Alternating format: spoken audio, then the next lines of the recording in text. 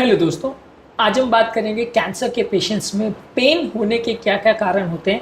Cancer के patient को अक्सर अलग अलग तरह के पेन्स बहुत परेशान करते हैं, जिसका मैनेजमेंट करना कैंसर के पेशेंट्स के लिए अक्सर एक टेढ़ी खीर हो जाता है। अक्सर कंटिन्यूस कैंसर के बढ़ने के साथ साथ पेशेंट के पेन बढ़ते चले जाते हैं और कई बार दवाइयों को भी रिस्पॉन्ड नहीं करते। तो अपने आप में एक अलग इंपॉर्टेंट टॉपिक है, अपने आप में एक अलग इंपॉर्टेंट इशू है जो कि कैंसर के मैनेजमेंट को कई बार बहुत मुश्किल बना देता है। आज हम बात करेंगे कैंसर के पेशेंट्स में पेन होने के क्या कारण हो सकते हैं। एक अलग वीडियो में हम डिस्कस करेंगे इसको हम कैसे मैनेज करेंगे और इसमें क्या अलग इश्यूज आते हैं। टॉपिक पर जाने से पहले जो लोग हमारे चैनल पर नए हैं उन्हें रिक्वेस्ट करूँगा कि चैनल को सब्सक्राइब करें, वीडियोस को लाइक करें, शेयर करें, फॉलो करें, कमेंट करें, पूरा देखें। टॉपिक इंपॉर्टेंट है, शॉर्ट में डिस्कस करेंगे इसलिए तक देखिएगा। चलिए शुरू करते हैं इंपॉर्टेंट वीडियो।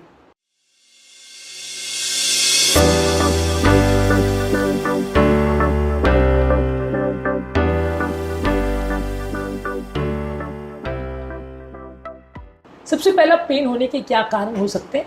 ज़्यादातर कैंसर अपने आप में पेनलेस होता है, वो यूजली पेन नहीं करता है। लेकिन जब कैंसर आसपास के किसी ऐसे अंग या ऐसे ऑर्गन को इन्वॉल्व करने लगता है जहाँ पे नर्व सप्लाई एक्चुअल में होती है तो वहाँ पेन हो सकता है। मान लीजिए कैंसर ने ग्रोथ की और किसी हड्डी में चला गया और हड्डी में नर्व्स है तो वहाँ पेन होना चालू हो जाए क्योंकि उस नर्व को डैमेज करेगा।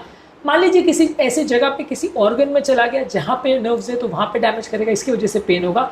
जब कैंसर फैलता है और जल्दी फैलता है, खासकर जो मेटास्टैटिक कैंसर होता है जो कि पूरे शरीर में फैल जाता है, वो अलग अलग जगह पे जहाँ ग्रोथ करना चालू करता है तो कहीं ना कहीं आसपास में जो भी नर्व फाइबर होगी वो पेन वहाँ पे कर सकता है।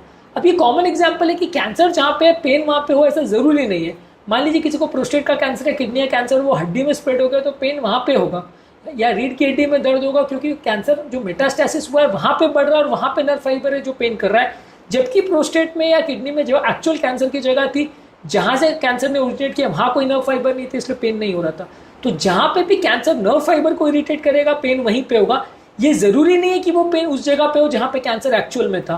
तो यानी पेन के लोकेशन के हिसाब से आप ये नहीं बता सकते कि क्योंकि पेन पीठ का है तो कैंसर भी पीठ का है, या पेन क्योंकि गले में हो रहा है तो कैंसर भी गले का, ऐसा जरूरी नहीं है।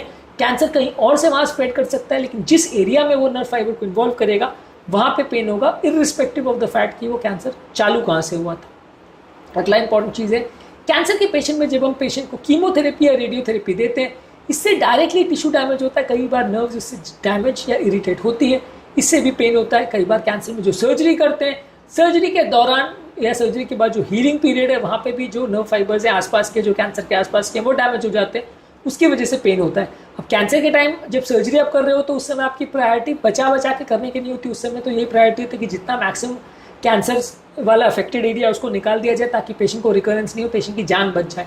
तो उस सर्जरी के दौरान जो कि काफ़ी रेडिकल होती है, कई चीज़ें डैमेज हो सकती हैं जिससे पेशेंट को लंबे समय तक पेन हो सकता है। वो नर्व फाइबर जो कट हो जाती हैं वो काफ़ी समय तक डैमेज या इरिटेट कर सकती हैं व्यक्ति को। इसके अलावा कैंसर के पेशेंट में कई बार इन्फेक्शन होने का चांस रहता है। ये इन्फेक्शन कई बार बहुत पेनफुल होते हैं जिससे लोगों को दर्द होता है। कई बार कैंसर के पेशेंट में बॉडी में इन्फ्लेमेशन या सूजन हो जाती है जो कि कैंसर से संबंधित, उसके साइटोकाइन से संबंधित, उसकी दवाओं से संबंधित हो सकती है। इन इन्फ्लेमेशन या सूजन की वजह से भी नर्व फाइबर्स इरिटेट होते हैं और उनको पेन हो सकता है। कई बार कैंसर वाले पेशेंट्स में कोई पर्टिकुलर एरिया जैसे डाइजेस्टिव ट्रैक्ट का वो ब्लॉक हो जाता है तो उस एरिया में पेन होता है। मान लीजिए अन्नली में कैंसर हुआ, उसने अन्नली को ब्लॉक कर दिया, वो एरिया फूलने लग गया, उसके पहले वाला एरिया खाना भरने की वजह से तो पेन चालू हो जाएगा।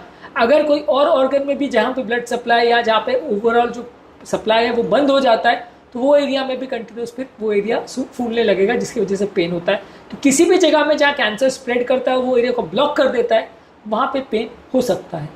कैंसर का पेन को कई कैटेगरीज में डिवाइड कर सकते हैं, acute pain, chronic pain, neuropathic pain और ब्रेक थ्रू पेन पे।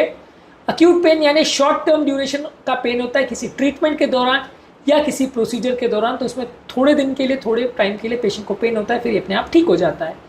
इसके अलावा क्रॉनिक पेन होता है जहाँ पेन कई समय तक चलता रहता है। नॉर्मल जब वो एरिया का हीलिंग होता है उससे भी ज़्यादा लंबे समय तक चलता रहता है, ज़्यादातर ट्यूमर के बढ़ने की वजह से या दवाओं या ट्रीटमेंट से रिलेटेड लॉन्ग टर्म अगर साइड इफेक्ट्स होते हैं तो उसकी वजह से पेन होता है जो कि कई दिनों तक चल सकता है।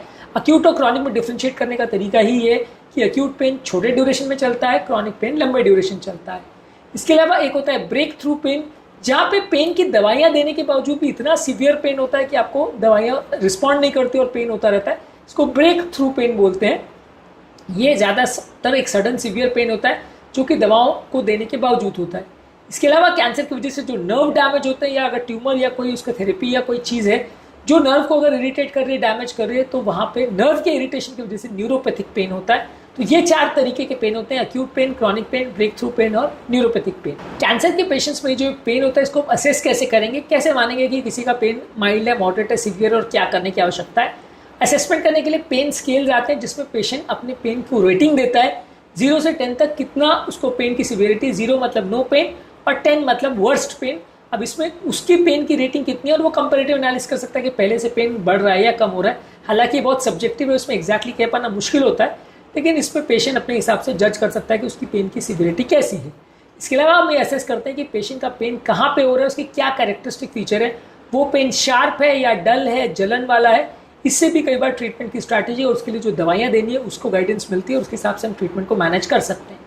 इसके अलावा आप ये समझने का प्रयास करते हैं कि वो पेन डेली लाइफ को कैसे अफेक्ट कर रहा है, यानी वो पेन होने की वजह से पेशेंट का स्लीप, पेशेंट का मूड, पेशेंट की मोबिलिटी, उसकी डेली एक्टिविटीज़ ये अफेक्ट हो रही है या नहीं हो रही है, और हो रही है तो कितनी ज़्यादा हो रही है।